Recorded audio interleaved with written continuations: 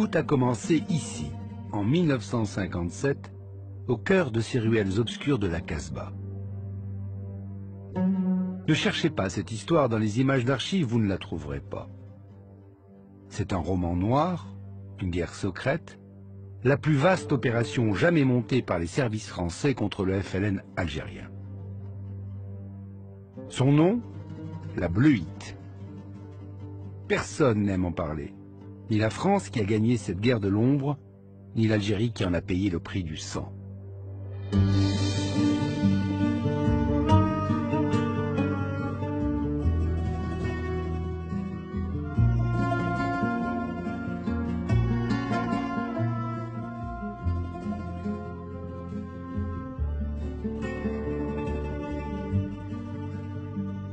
Rarement dans l'histoire, une opération aussi sophistiquée aura reposé sur les épaules d'un seul homme. Paul-Alain Léger, militaire par idéal, capitaine parachutiste dans l'armée française, a consacré sa vie à un seul but, faire la guerre et la gagner. Un long apprentissage qui lui a permis, en alliant la violence à l'intelligence et parfois le machiavélisme, de devenir un maître de guerre. 1946. La France est en paix, mais l'Indochine brûle. Léger découvre la guerre communiste révolutionnaire. Écœuré, il voit ses camarades mourir et son armée reculer face à un ennemi en sandales. Un ennemi qui sait frapper sans se montrer, alliant intelligence et terreur, et qui se moque bien des ratissages français qui ne bouclent que le vide des rizières. Le jeune lieutenant préfère travailler seul. Parachuté dans une île perdue, il met le feu à la côte ennemie, transforme les pêcheurs en commandos et se spécialise dans le retournement des prisonniers Viet Minh, dont il fait ses plus fidèles alliés. Avec eux, il va multiplier les coups de main et les coups tordus. Seul à la manœuvre, entouré de ses indigènes, aussi invisible que son adversaire, il sait désormais infiltrer l'ennemi, le manipuler et l'intoxiquer jusqu'à sa destruction. L'art de la guerre psychologique. À 36 ans, en quittant l'Indochine, le capitaine Léger emporte ses armes et sa méthode.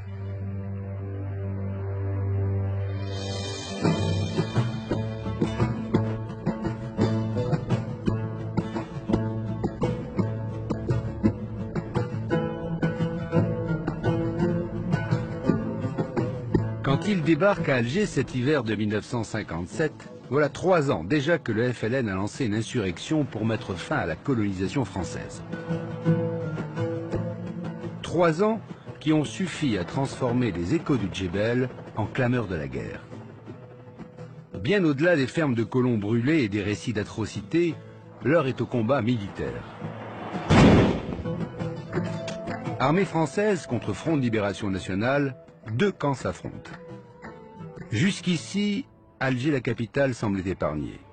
Alger la Blanche n'est pas seulement un phare de la France en Afrique, c'est un mythe, celui de l'Algérie française. L'automne 1956 marque la fin de l'illusion. Le Front de Libération Nationale a décidé de porter la guerre au cœur de la capitale. L'heure est aux attentats. Yassef Saadi, chef du FLN à Alger, est chargé de mettre la ville à feu et à sang. Sur la scène internationale, le front sait bien qu'un seul attentat à Alger fait plus de bruit que n'importe quelle victoire dans le maquis. Et Alger a un point faible, la Casbah, où se cache le chef du FLN. La caractéristique de la Casbah fait que c'est particulièrement propice à l'action clandestine. Des murs sans fenêtres, les terrasses des maisons qui donnent entre elles. C'est la ville interdite pour les Français. C'est la ville interdite pour les militaires français. À l'abri dans sa forteresse, Yassef Saadi peut envoyer des femmes poseuses de bombes, déguisées en européennes, semer la mort dans toute la capitale.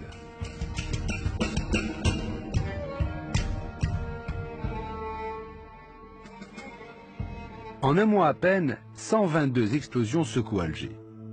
Partout du sang, du verre et des corps brisés. Et le pire est à venir.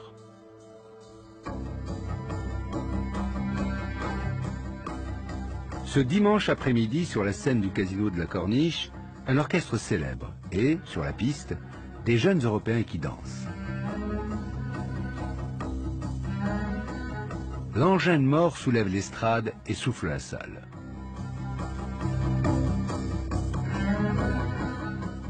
Cette fois, le mythe a volé en éclats. La peur s'empare de la ville, la population gronde, la presse parisienne s'alarme, le gouvernement vacille.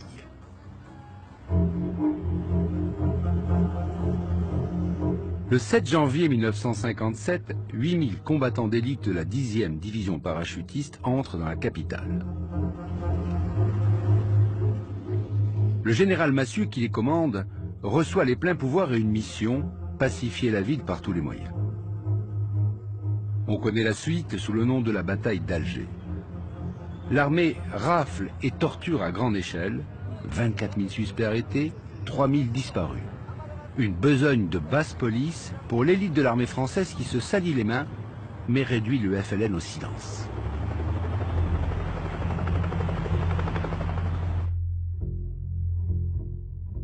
Simple répit.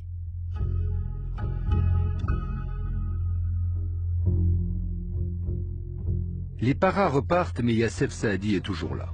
Et il se fait photographier souriant au milieu de ces poseuses de bombes. À l'état-major, quand on se demande qui sont les experts en subversion, ceux qui savent se battre contre un ennemi invisible, un nom, un seul, revient toujours en premier. Le capitaine Léger.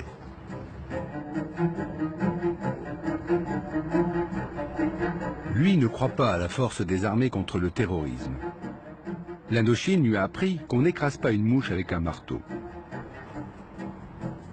Et Léger sait qu'il s'agit bien d'une guerre, mais d'une guerre pas comme les autres. Une guerre révolutionnaire.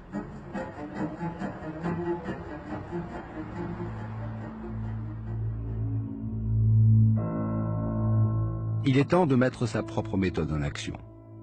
D'abord dans la Casbah de Yassef Saadi, ensuite dans le maquis du terrible Amirouche. Printemps 1957. En 3 ans de guerre, le FLN s'est organisé.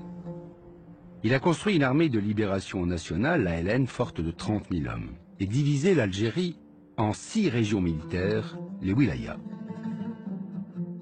Retranché dans sa forêt de Lafkadou, dans la wilaya 3, Amirouche le Terrible tient tête à toute l'armée française. Tout le monde le craint, le respecte et souvent le vénère. Les Français l'ont surnommé le loup de Lafkadou. Mais les révolutionnaires en culotte courte ne rêvent que de le rejoindre pour mourir à ses côtés. Amou Amirouche avait 19 ans et la chance de porter le même nom que son héros. Il rêvait de le rencontrer, il deviendra son secrétaire particulier.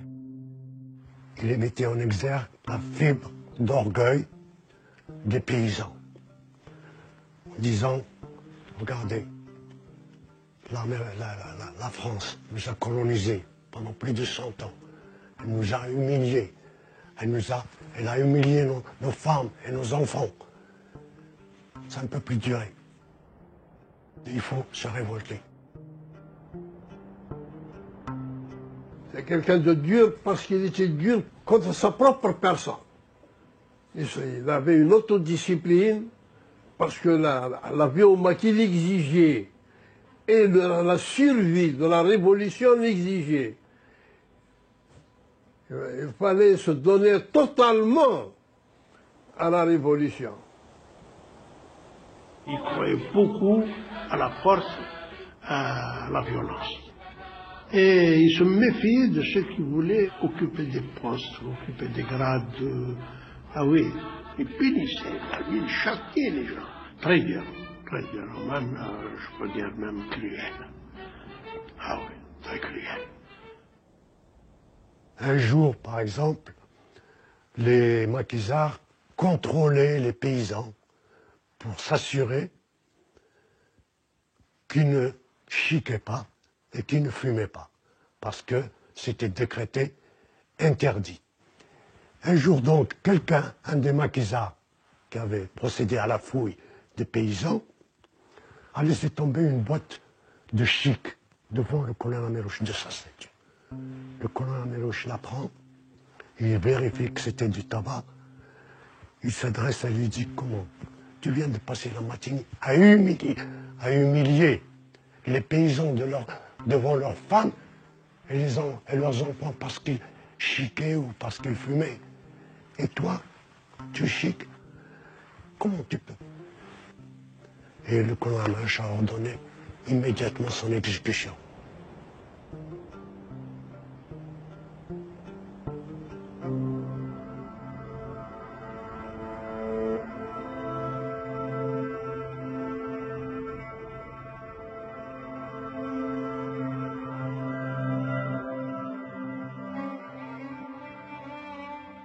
Ce matin, il fait déjà une chaleur écrasante dans la Casbah. L'été algérien est là. Pour sa première action, Léger a décidé de déstabiliser le FLN par un coup d'éclat au cœur de sa forteresse. La Casbah, le plus solide des bastions de la rébellion. Les groupes de choc, les jeunes militants du quartier, sont chargés par le FLN d'imposer une vie austère. Interdit de fumer ou de boire, interdit d'écouter de la musique à la radio, interdit de jouer au domino. Des règles strictes, façon de mieux contrôler la population. On punit les réfractaires à coups de rasoir en leur tranchant le nez, les lèvres et les oreilles.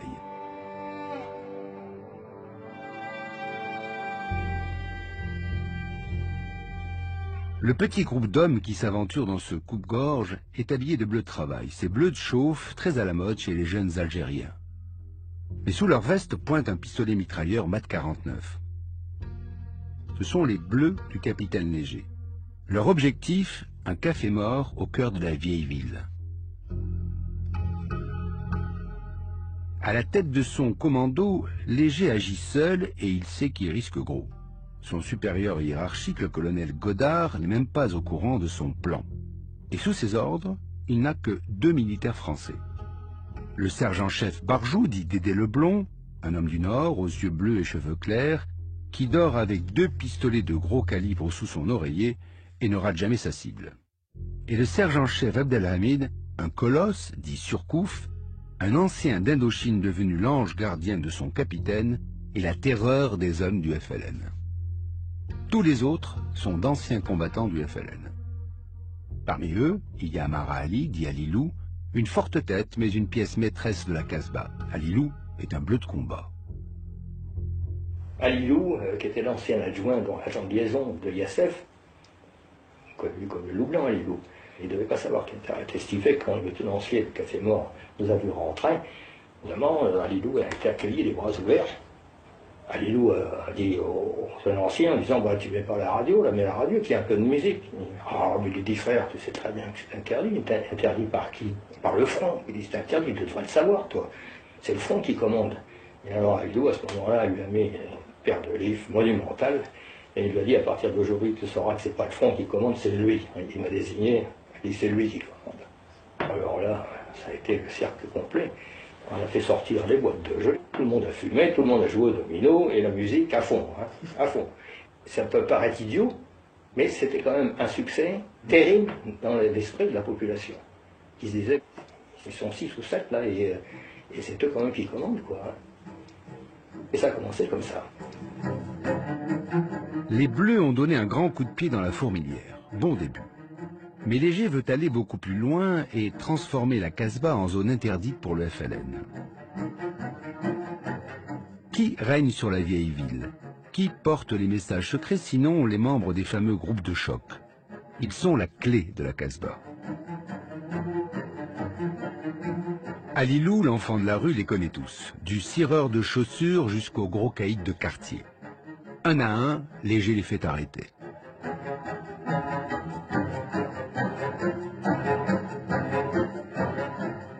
Léger est un psychologue, oui. Il distingue immédiatement la personne dont il sent qu'il y a une faille psychologique chez lui et qui a cette possibilité de le retourner et d'en faire un allié. Ça, c'est très vrai. Il est extrêmement psychologue. Ce qui surprend le plus, c'est comment Léger parvient-il à retourner des centaines de jeunes dans la Casbah de jeunes qui, jusqu'à présent, paraissaient avoir été acquis aux idées du FLN, et finalement, on ne voit pas comment il a pu en si peu de temps, parce que c'est ça aussi, c'est le temps très bref qu'il lui a fallu pour retourner les jeunes en question. Et au fond, lui, c'est une question qui ne se pose pas rétrospectivement quand on l'interroge là-dessus. Bien, je les ai persuadés de la façon la plus simple possible, c'est-à-dire que je leur ai dit que nous étions Français. Et ces gens-là demandaient qu'une seule chose, c'est qu'on les considère comme des Français à part entière. Et nous, officiers, et jeunes officiers en particulier, c'est ce que nous demandions. Et pour les persuader, eh bien, je n'ai fait que leur dire qu'ils étaient Français, mais qu'il fallait qu'ils luttent avec nous pour justement que nous mettions hors de combat ce terrorisme qui faisait qu'on les empêchait donc de devenir Français comme nous. C'est tout. C'est pas plus difficile que ça.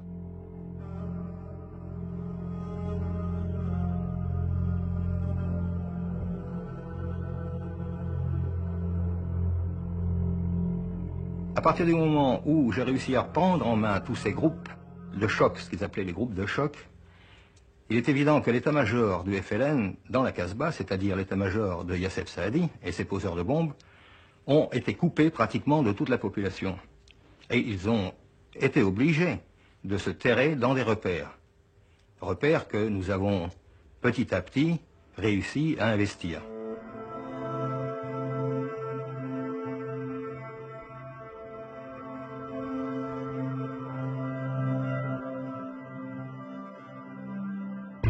Dans son QG d'El Biar, une villa aux 7 chemins Vidal, Léger a convoqué Ouria, une jeune femme très brune, ancienne messagère du front qui vient de rejoindre les Bleus. Sur son échiquier, il lui faut pousser ses pions jusque dans le camp du FLN et il sait l'importance des dames. Léger, il guidait bien son monde. Il avait un groupe à lui qui menait, pas la baguette, mais correctement, autoritaire. Et quand il donnait un ordre à ses troupes, il donnait un troupe. Et surtout, ne revenez pas sans vos armes. Tous, c'était des hommes. Mais à côté de Léger, c'était autre chose, Léger. Même quand il marche, tu sens que c'est quelqu'un d'un combattant. Voilà.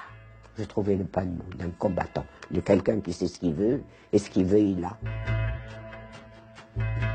Entre Léger, l'homme fort, et la jeune Ouria, le courant passe tout de suite. D'autant que la jeune femme est très en colère contre les attentats aveugles du FLN.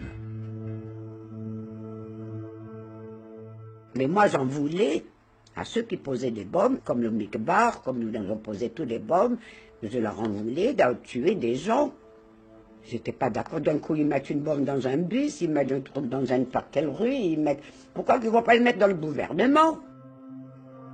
Ils les mettent au tontonville où les gens sont en train de prendre un jus, un café, que tout le monde saute. Les vieux, les parents, les mamans, le berceau, les jambes d'eau, tout ça. Ça, je n'étais pas d'accord. Le capitaine organise la fausse arrestation d'Ouria puis son évasion spectaculaire. Dans la Casbah, Ouria la Brune devient aussitôt une héroïne populaire que le FLN s'empresse de mettre à l'abri dans une de ses maisons closes, rue de la Mer Rouge. Léger a réussi à infiltrer Ouria, son agent dormant, dans la place. Sur ordre de son capitaine, Ouria parvient à s'intégrer à l'équipe des courriers clandestins qui font la liaison entre la ville européenne et la cache de Yassef Saadi dans la Casbah. Avec une mission, pister son messager personnel pour parvenir enfin à localiser l'homme le plus recherché d'Alger. Ils me disent, voilà, tu lui donnes la lettre de celui qui était enfermé chez lui pour qu'il amène à sa femme, que je n'aimerais pas. Comme ça, tu vas voir où il amène la lettre. Je dis, moi, comment tu crois que je vais le suivre? Et là où il va amener la lettre, elle va me reconnaître. C'est une fille du pays. J'ai dit, je vais mettre de la craie dans la main et je vais lui dire, allez, courage, courage, courage, et je vais l'essuyer et ils ont qu'à suivre la craie. Elle avait mis dans sa main un morceau de craie. Elle lui a plaqué la main dans le dos. Il avait donc une marque dans le dos. Et il a été suivi comme ça dans toutes les ruelles de la Casbah par des femmes, par des enfants et par des hommes qui travaillaient pour moi. C'est ainsi qu'on a réussi à déterminer le repère où se cachait Youssef Saadi. C'est comme ça que, dans la nuit, il a été arrêté. Le démantèlement de l'appareil terroriste d'Alger se poursuit avec l'arrestation dans son refuge de la Casbah de Youssef Saadi, responsable du sang versé dans la ville depuis plusieurs mois. Avec lui se trouvait une jeune fille, Zora Drif, dont il ne voulut pas être séparé pour accepter de se rendre aux parachutistes qui l'assiégeaient. 2 prisonniers d'importance dont la capture ampute sérieusement la rébellion de la zone d'Alger.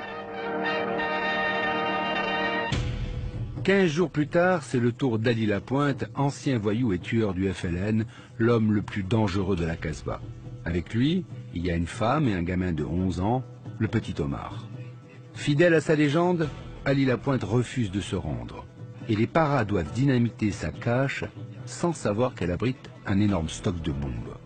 L'explosion est gigantesque. De ces décombres devait être dégagée une douzaine de cadavres, parmi lesquels celui de l'un des chefs du terrorisme algérois, Ammar Ali, dit Ali Lapointe. Venant après l'arrestation de Youssef Saadi, l'explosion de la Casbah a achevé de décapiter l'importante cellule rebelle de la capitale algérienne. La bataille d'Alger est terminée.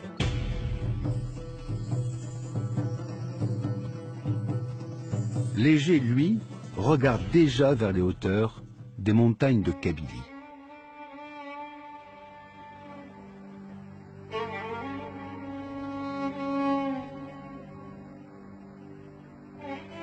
Le Front de Libération Nationale a perdu une bataille. Mais l'armée de Libération Nationale n'a pas encore perdu la guerre.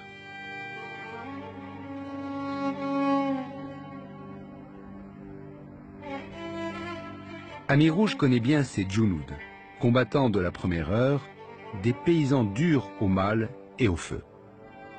Mais il manque cruellement de cadres, surtout ceux qui savent lire et écrire.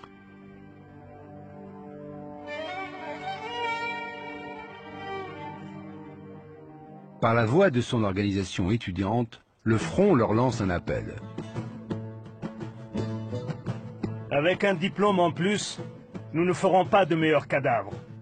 Notre devoir nous appelle à la souffrance quotidienne, aux côtés de ceux qui luttent et meurent libres face à l'ennemi. Il faut déserter les bancs de l'université pour le maquis. Les jeunes, surtout des lycéens, répondent à l'appel du FLN. Quand Rémi Madoui, fils d'une grande famille de la région du Ouarsenis, monte au maquis, il a 15 ans à peine. Il faut quand même se rappeler qu'en 1954, 94% de la population algérienne était analphabète. Donc la moindre personne qui avait une connaissance, surtout qui savait écrire et lire, était très recherchée. Donc dans ma tête d'enfant, ces révolutionnaires qui font parler d'eux, ils me veulent avec eux, donc c'était quelque chose d'incroyable. Je pensais que j'allais vraiment changer le monde.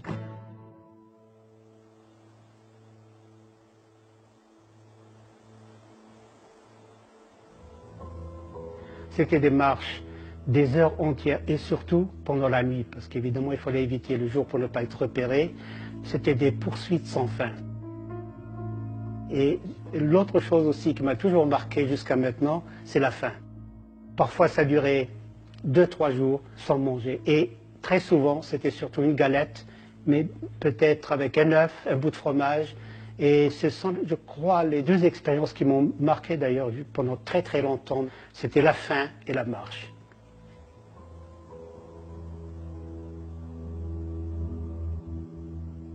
Quand on est dans une révolution, on dort avec la révolution, on mange avec la révolution. C'est 24 heures sur 24 heures. Il n'y a pas de week-end, il n'y a pas de vacances, il n'y a rien, il n'y a absolument rien. Et même entre nous, quand il y a un moment quelconque, on parlait de la révolution. Abakiza, c'est quelqu'un qui ne dort pas. Il est constamment vigilant. Et ça, c'est au détriment de sa santé, de sa mentalité.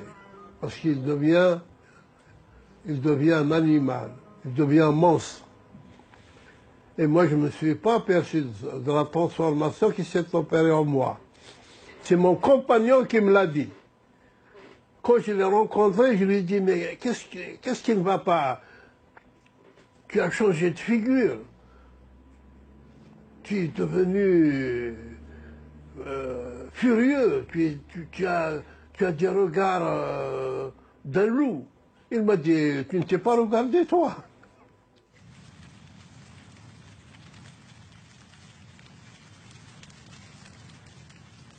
Tous ces jeunes sont prêts à mourir pour la cause. Ce qu'ils ne savent pas encore, c'est qu'ils vont vers une mort atroce et qu'elle sera infligée par leurs frères, ceux-là même qui les accueillent à bras ouverts. Personne alors ne s'en doute. Pas même Ami Rouge. D'autant qu'il vient d'apprendre une autre bonne nouvelle. L'organisation terroriste d'Alger n'est pas morte. La preuve, elle vient de lui écrire. Là encore, Ami Rouge le Terrible ne sait pas que la lettre qu'il tient entre ses mains n'est que le début d'une opération machiavélique. Et devinez qui tient la plume.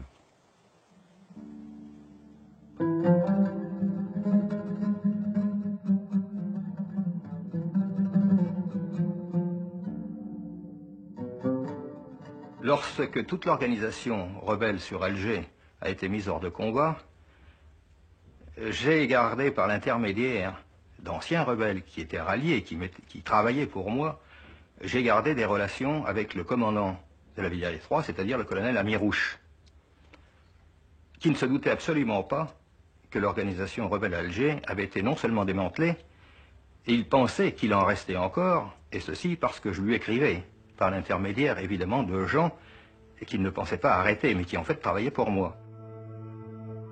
Plusieurs mois de correspondance fictive et d'infiltration finissent par obtenir un résultat inespéré.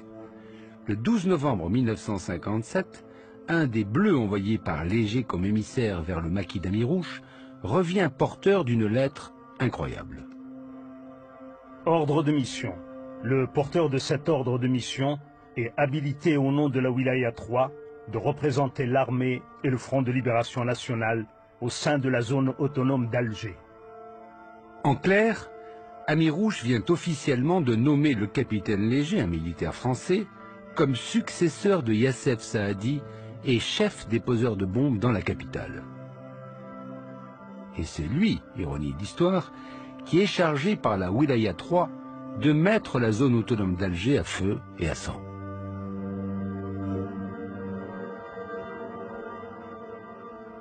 C'est-à-dire qu'il est arrivé à un moment donné où nous avions un échange de correspondance avec le colonel Ami Rouge, et j'étais ravitaillé en armes par les rebelles eux-mêmes, qui me demandaient d'ailleurs de faire des attentats sur Alger, pensant qu'ils avaient affaire à une organisation FLN.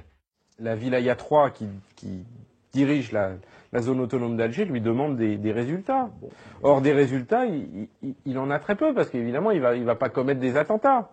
Donc, il est obligé d'organiser des faux attentats dans Alger. Alors, c'est des trucs, c'est presque grotesque, hein. Il balance une grenade dans son PC, il est obligé de faire exploser des voitures, etc. À tel point que le Godard, à un moment, lui dit « Mais vous êtes fous, vous êtes complètement fous, Léger. Vous êtes complètement fous. » Des attentats, des explosifs, oui, on entend. Hein, des explosifs à blanc, probablement. Mais l'essentiel, c'est la presse qui répercute ça. Attentats. Et qu'est-ce qui fournit les informations à la presse? C'est l'armée française, c'est le capitaine Léger. Ça a duré quelque chose comme 6 mois. 6 mois pendant lesquels Alger a été tranquille, car il y avait quelques attentats, mais c'était des attentats fictifs que je faisais moi-même, donc qui ne faisaient aucune victime, bien sûr.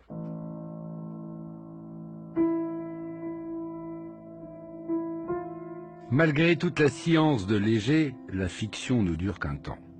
Trop peu d'attentats, peu ou pas de victimes, le colonel Ami Rouge tape du poing. Front Armée de Libération Nationale, le 7 janvier 1958. Je vous écris au sujet du travail. Vous avez de la marchandise et vous n'avez rien fait. L'ennemi crie victoire sur tous les toits. C'est pour cette raison que les frères envisagent la formation d'une autre organisation si la vôtre continue à ne pas donner de résultats sérieux. Pour les poissons, ils sont prêts, mais nous attendons les résultats pour vous donner l'ordre de venir les chercher. Les poissons, ce sont de gros obus transformés en engins explosifs, capable de dévaster tout un quartier d'Alger. La partie devient décidément trop risquée et il est temps d'y mettre fin. Léger décide d'aller lui-même récupérer les poissons du maquis. C'est quelqu'un qui a un sang-froid extraordinaire, qui finalement a un détachement aussi par rapport à ce qui... Et puis c'est quelqu'un qui a des capacités intellectuelles hors du commun. Des capacités intellectuelles hors du commun, c'est indéniable. C'est pas possible d'arriver à jouer sur un réseau aussi étendu, d'être le seul à avoir les clés et à manier toutes les marionnettes de centaines d'individus et de ne pas avoir des facultés intellectuelles et d'organisation qui sont hors du commun.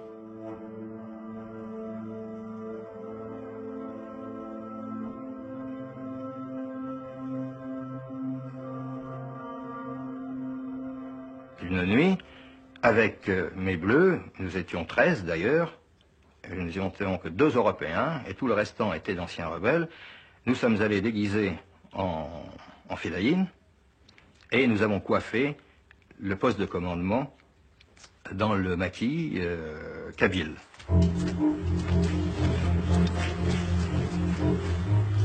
Voilà une semaine qu'il pleut, jour et nuit. Un déluge d'eau glacée qui brouille le ciel et transforme la terre en boue. 3 heures plus tôt, un camion militaire a déposé Léger et ses bleus au pied des hauteurs de Kabylie, juste avant Borj-Menayel. Objectif, la montagne de la Mule, où se trouve l'état-major de la Wilaya 3, une bonne demi-douzaine d'officiers de haut rang et leur arsenal de bombes, les fameux poissons. Maintenant, ils marchent en file indienne dans un brouillard épais. Soudain, une sentinelle de l'ALN leur barre le chemin. On lui montre un faux ordre de mission qui les décrit comme une section rebelle en route pour la Tunisie. Le lieutenant qui les reçoit leur ouvre les bras et insiste même pour qu'ils prennent un café chaud à l'intérieur du QG. Léger lui plante le canon de sa carabine dans le dos, baisse son capuchon et annonce à haute voix et en français que la comédie est terminée. Dans l'heure, un hélicoptère venu d'Alger emporte avec précaution les fameux poissons. Léger peut pousser un soupir de soulagement. Et en fouillant le QG, le capitaine découvre soigneusement rangées dans une cantine toutes les lettres qu'il échange depuis 6 mois avec Amirouche. Ce qu'il ne sait pas encore, c'est combien le coup de poker qu'il vient de réaliser sans même tirer un coup de feu va se révéler payant.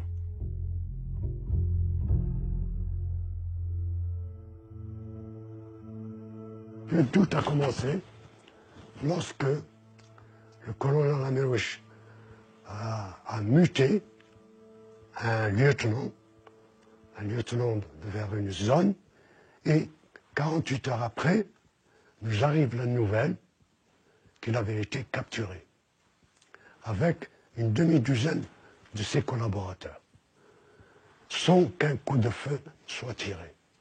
Ce qui était inédit, du jamais vu. Qu'on puisse capturer 1 ou 2 par surprise, si possible. Capturer une demi-douzaine sans qu'il y ait un coup de feu tiré, ça, le doute a été introduit par ce phénomène. Je ne sais pas ce qu'ils se sont imaginés. Ils ont cru que, à l'intérieur de ce poste de commandement, il y avait un officier qui s'appelait Ahmed Sabri, et que ce Ahmed Sabri avait trahi.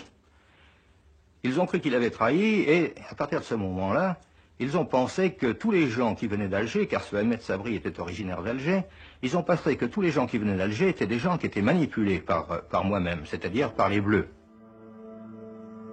Amirouche doute. Terrible erreur. Léger s'en saisit. Après l'infiltration et la manipulation, l'heure est à l'intoxication.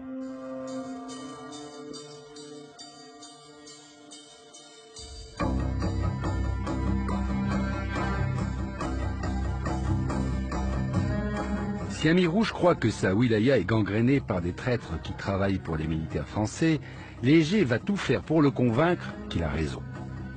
Reste à trouver l'instrument de cette intoxication. La chance lui sourit sous les traits d'une ravissante jeune fille de 18 ans, Tadjer Zora, dit Rosa, arrêtée à Borj-Menayel pour avoir cousu un drapeau du FLN. Face au beau capitaine français, La belle lui fait du charme et accepte aussitôt de rejoindre les Bleus. Un ralliement bien trop rapide pour Léger le psychologue. Rosa ment, Léger en est sûr, très bien. Alors, il va se servir d'elle. Dans son bureau, il lui lit des lettres truffées de signatures connues du FLN et une liste imaginaire d'espions à sa solde que le capitaine français prétend avoir infiltrés dans le maquis d'Amirouche. En la raccompagnant chez elle, à Alger, Léger prend soin de traverser au pas le marché de Borj-Menayel. Habillé en grand uniforme de parachutiste, le capitaine Léger roule au pas, fenêtre ouverte, il prend son temps. Le temps pour les guetteurs du FLN d'observer et de rapporter au maquis la présence de cette jeune Algérienne qui s'est vendue aux militaires français. Rosa ne donnera plus de nouvelles. Léger, lui, sait très bien où elle est partie. On a eu les nouvelles quelque temps après. Lorsqu'on a appris qu'elle était remontée au maquis, et que là, elle était tombée sur le fameux capitaine Mayous, dit Yassine la torture, qui évidemment l'avait accusée d'être une espionne. Elle s'est défendue comme un beau diable, et il lui a dit, écoute, tu m'accuses d'être une espionne, mais alors des espions, autour de toi, il y en a en pagaille. Parce que moi je sais. Alors là, Mayous, qui n'était pas très intelligent, a voulu en savoir beaucoup plus. Sous la douleur, elle a raconté, j'ai son compte-rendu d'interrogatoire, elle a raconté qu'effectivement, elle avait été envoyée par le capitaine Léger. Elle a donné des mots de passe tout à fait farfelus, des mots de reconnaissance invraisemblables, et malheureusement, elle a été égorgée après.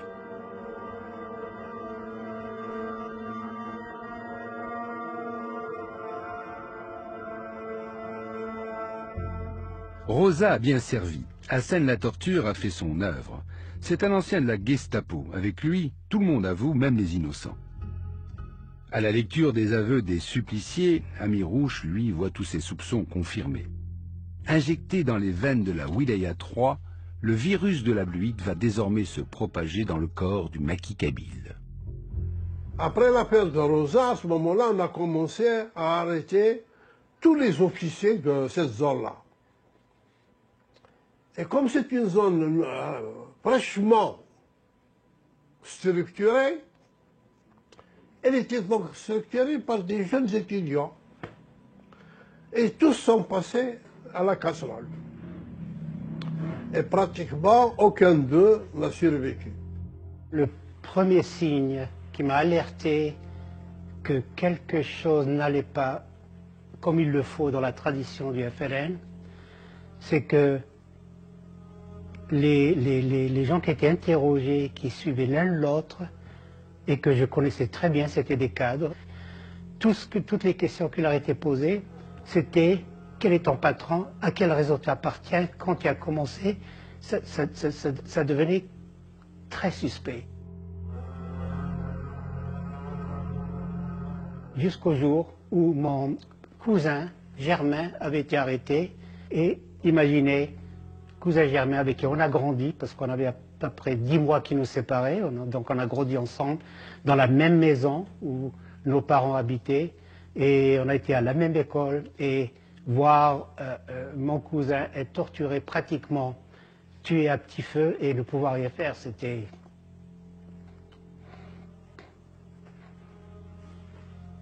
Quand on suspectait quelqu'un, on s'est dit, on ne peut pas prendre de risques pour la révolution. On n'a pas de prison, on n'a pas d'interrogatoire, on n'a pas moyen de pousser l'interrogatoire pendant des semaines. Surtout avec les opérations militaires constantes, les ratissages constants. Et même le colonel Amirouche a dit, dans le doute, on ne peut prendre aucun risque. On ne peut pas avoir derrière soi des traîtres. Qui que ce soit est visé et suspecté, si on lui colle l'étiquette traître, il est fini, il est mort. Et il y avait la tradition des tortionnaires du FLN était très simple. Avant d'être torturé, la victime creusait son propre tombeau. C'était un aveuglement, parce que s'il n'était pas aveuglé, ces éléments-là qu'il soupçonnait ne seraient pas restés, il aurait rejoint.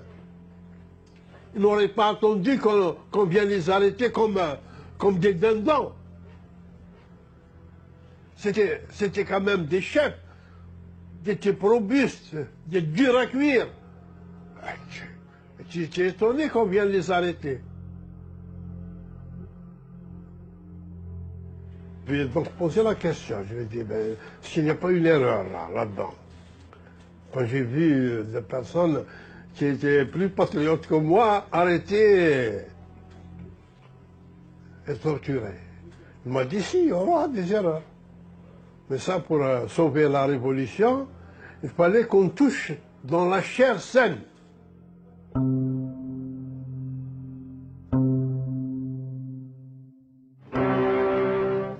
La découverte du PC opérationnel d'Amirouche, chef FLN de la wilaya numéro 3 d'Algérie, révèle l'existence d'un charnier où sont retrouvés les cadavres horriblement mutilés de 400 fellagas assassinés sur l'ordre de leur chef.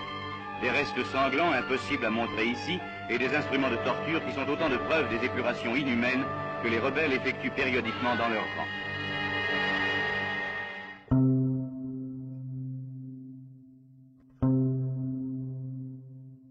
Jour après jour, l'horreur se répand. Après 5 ans de maquis, Rémy Madoui va, à son tour, se faire prendre dans l'engrenage infernal de la bleuite.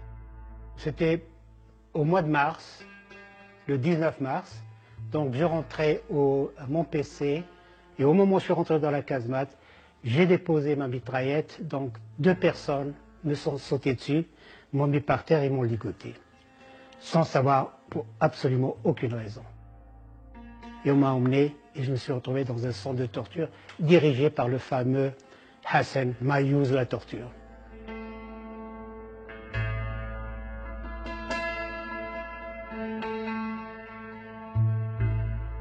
Sous la torture de Mayouz, personne ne tenait 24-48 heures. Comment j'ai tenu 2 semaines? Enfin 2 semaines, moins 3-4 jours, puisqu'à la fin je m'évanouissais, donc j'étais davantage évanoui que sous la torture. Comment? Je n'en sais rien. Parce que pendant ces 2 semaines, je ne sais même pas si j'ai eu un repas, parce que c'était généralement, c'était soit à midi, soit le soir, c'était le reste de mes tortionnaires qui mettaient comme une bouillie avec de l'eau, c'était mes repas. Le soir, bien qu'avec la torture, évidemment, j'étais nu, j'étais mouillé, il y avait à l'entrée de la casemate où ils dormaient, un genre de trou qu'ils avaient creusé, où mes genoux étaient dans le trou, et avec mes pieds sur mes fesses pratiquement, et dans ce trou, il y avait très peu d'espace, avec l'humidité.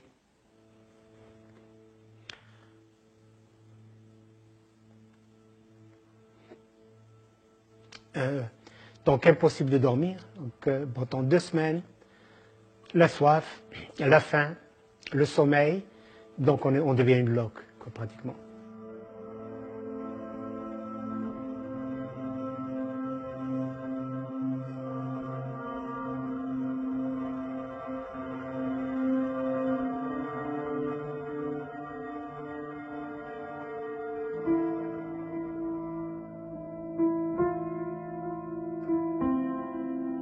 Laissé pour mort, Rémy Madoui finira par s'évader et par rejoindre les rangs de l'armée française.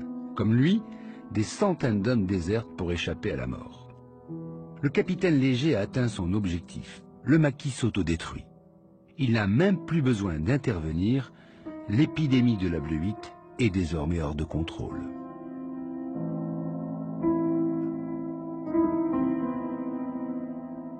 Amirouche va envoyer des lettres pour dire, ben voilà, attention, il y a des traîtres chez nous, on est obligé de faire des pogroms, etc. Mais il y a des traîtres chez vous, surtout. Et on le sait, parce qu'il y a des gars qui ont témoigné, qui ont dit il y avait des gens dans la wilaya 4, etc., qui étaient des traîtres, qui étaient en relation avec ce Français, ce Léger, etc. Et donc ça va flamber au-delà de la wilaya 3, ça va flamber dans la wilaya 4 et puis dans toutes les wilayas. C'est ça le principe de la bleuite. Aux armées, le 3 août 1958. Chers frères, j'ai le devoir et l'honneur de vous informer en priant Dieu que ce message vous parvienne à temps de la découverte dans notre wilaya d'un vaste complot ourdi depuis de longs mois par les services secrets français contre la révolution algérienne avec la complicité d'éléments les plus divers. Ce complot, d'après les renseignements de notre possession, s'étendrait à toutes les wilayas d'Algérie. Il aurait même des ramifications dans nos bases de Tunisie et du Maroc. Le réseau tissé dans notre wilaya vient d'être pratiquement mis hors d'état de nuire après une enquête d'autant plus ardue que ses chefs dans le maquis étaient des hommes en apparence au-dessus de tout soupçon. Ce qui faisait la force de l'ALN, c'était la confiance. Ils étaient des frères. Ils étaient soudés par cette confiance-là. Et c'est ça qui était le socle, qui était le bouclier contre l'armée française. Ce socle-là s'est fissuré. Et c'est le moral qui est atteint. 70% de la force d'une armée, c'est son moral. 70%. Le colonel a détruit ce qu'il a fait. Quand j'étais torturé, j'étais obligé de rejoindre l'armée française pour sauver ma vie, eh bien, je le regrettais. Okay. Probablement, s'il n'y avait pas le risque de perdre ma vie, je ne l'aurais jamais fait. Okay. Dans le sens même là où je devais sauver ma vie, le seul truc que je regrettais, c'est que je ne peux plus me battre pour mon peuple. C'est quelque chose d'incroyable. À 20 ans.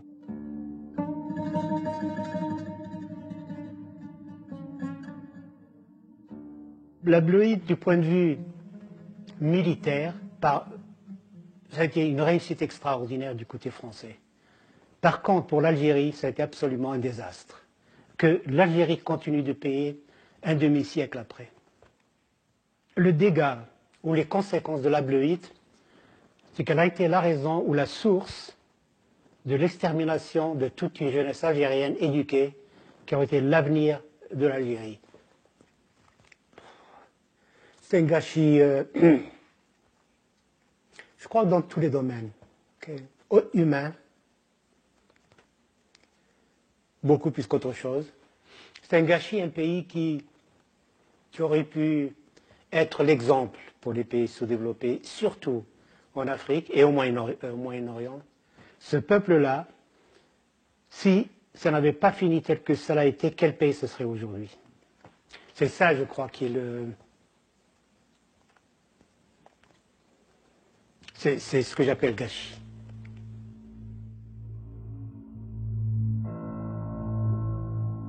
La Bleuite continuera longtemps, même après la mort d'Amirouche, abattu en 1959 par les troupes françaises. Le bilan exact des morts ne sera sans doute jamais connu. Le capitaine Léger, lui, parle de 4000 victimes, un chiffre invérifiable.